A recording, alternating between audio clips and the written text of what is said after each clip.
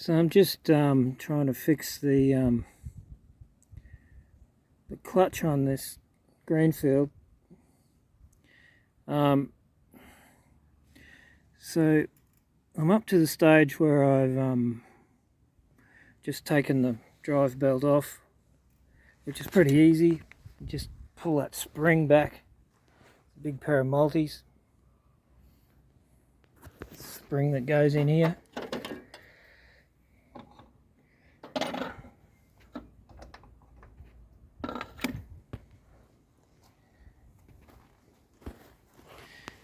So you take the wheel off so you can get the chain off, and now I'm in the process of getting the gear, the sprocket off the drive shaft. Taking a bit of effort. Actually, the wheel took a bit of effort as well. I had to use a special tool to pull the wheel off. It's a special tool that I have there, wheel puller, bearing puller, whatever.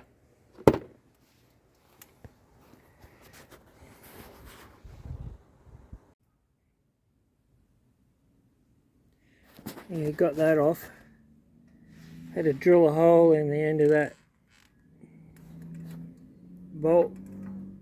Well, just countersink it a bit so that the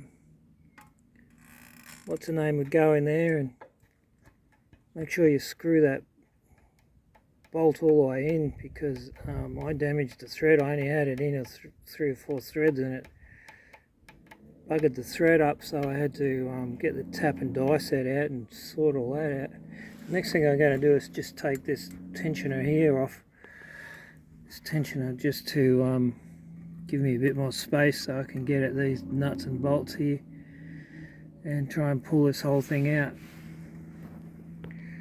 It's just these nuts and bolts there, and the same thing on the other side.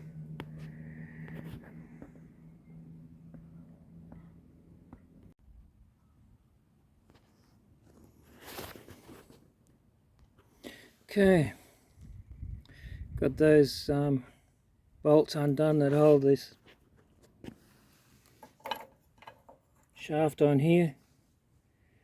They're 11 mil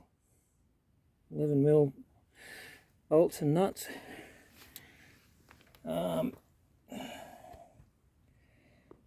Wasn't real hard to get them undone. I thought I might be able to get this thing here without having to get this bracket off. There's a bracket here that goes in there that holds this thing in, but had to undo this bolt here to get that out. It's the only way I could get it. But it wasn't that hard. It just get a socket with an extension up from underneath, and came undone reasonably easy. There are some bolts on these things that are really hard to get at. So yeah, it's all just lifting straight out now.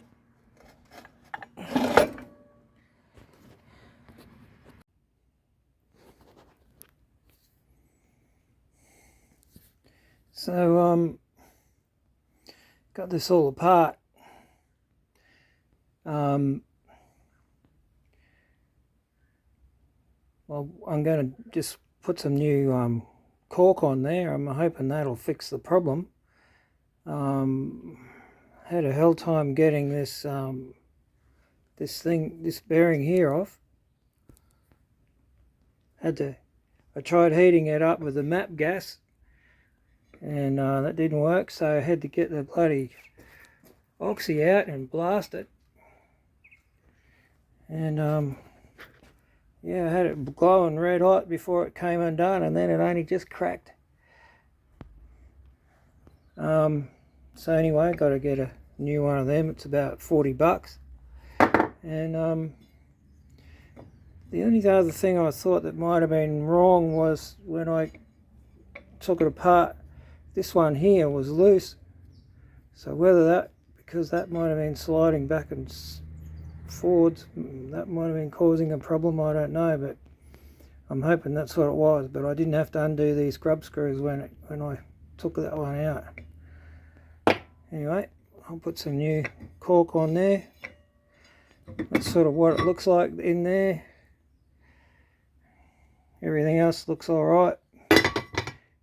This bearing is really good. Can't hear anything on that. It's a bit wobbly, but I'm pretty sure it's meant to be like that. It just wobbles on that square aluminium thing in the middle. And these things wobble a bit too in there on those.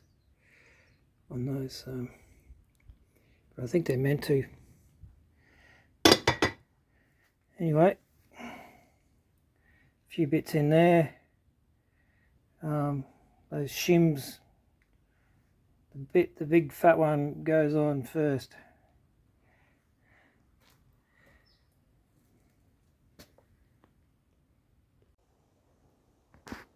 Yeah, I got this clutch plate cleaned up here. So I just got a sharp wood chisel and just scraped it all off. Just came off reasonably easy. I put it in the vise and just got in the vise and just kept pushing it like this, and it sort of came off all right. And that's what it looks like after you get the cork off. And then I just put some of this acetone. It's priming fluid that the plumbers use for PVC pipes. Just slap a good heap of that around it and rub it with a rag, and the old glue comes off.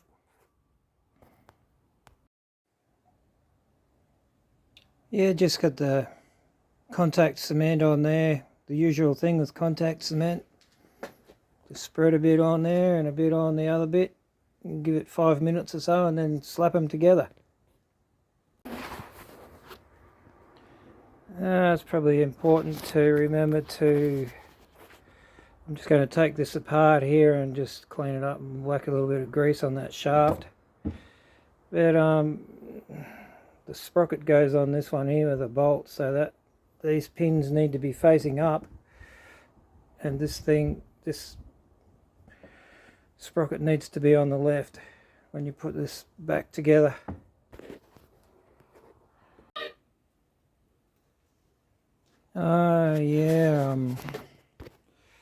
So this plate just goes straight on up against that plate goes straight on up against the doodad, the lever thing, and then the spring goes on, and then the fat washer, like a fat washer, and then these two little shim washers, and then this goes on like that, and then this nut goes on.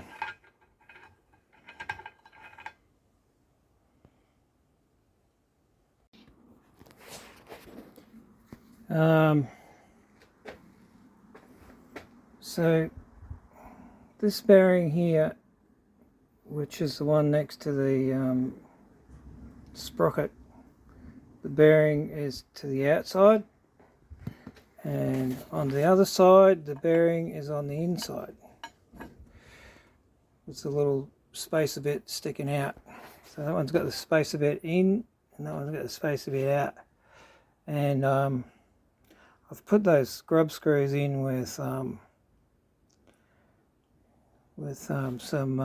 thread locker stuff, so hopefully they'll be right. So now I'm going to go and see if it fits.